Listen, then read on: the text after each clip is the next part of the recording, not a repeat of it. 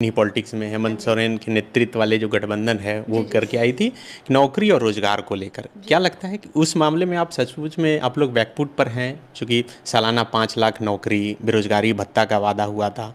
युवा आक्रोशित हैं, पूछ रहे हैं कि ठीक है आप कर रही हैं, सब कुछ हुआ, लेकिन नौकरी, बेरोजगारी भत्ता ये तो नहीं मिल पाया।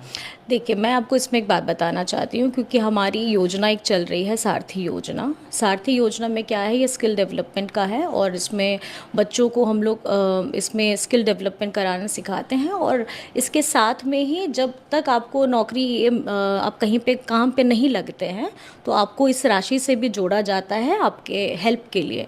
मैं ये कहना चाहती हूँ कि जिस तरीके से आपके पास एक क्वेश्चन है, आपका क्वेश्चन का आपके पास आंसर आना ज़रूरी है।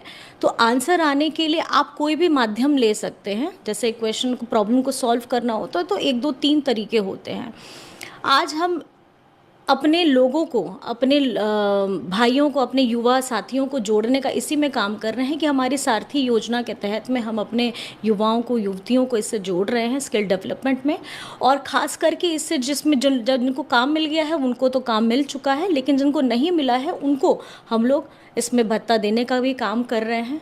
और साथ ही साथ अब जहाँ तक नौकरियों की बात होती है, मैं तो आपको बोली ना कि नियोजन नीति के खिलाफ कौन है।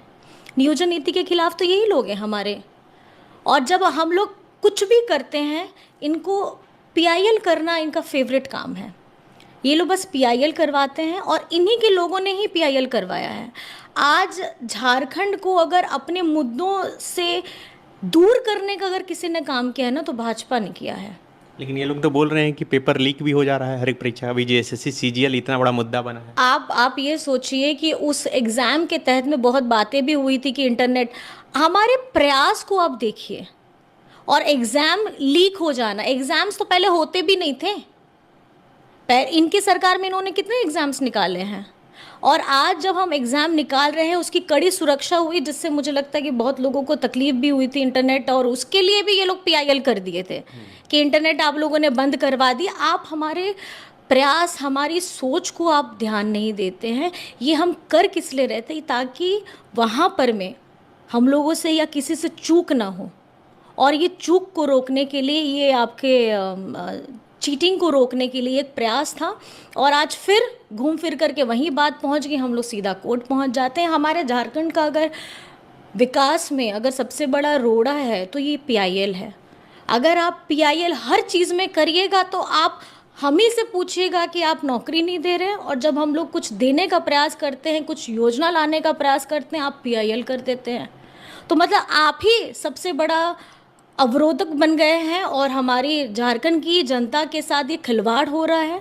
अगर नौकरियां नहीं मिल रही हैं तो मुझे लगता है युवाओं को इस बारे में भी ध्यान देना चाहिए कि आप लोग अगर दिग्भ्रमित हो रहे हैं और अगर आप लोगों को ये किया जा रहा है, तो आपको समझना होगा कि आपका भविष्य खतरे में है। और हम चाह रहे हैं, ये झारखंडी सरकार, ये आपकी अपनी सरकार, ये चाह रही है कि आप लोगों को हम मजबूती प्रदान करें, आप लोगों का भविष्य उज्जवल हो। यही हमारे झारखंड सरकार के प्रयास है।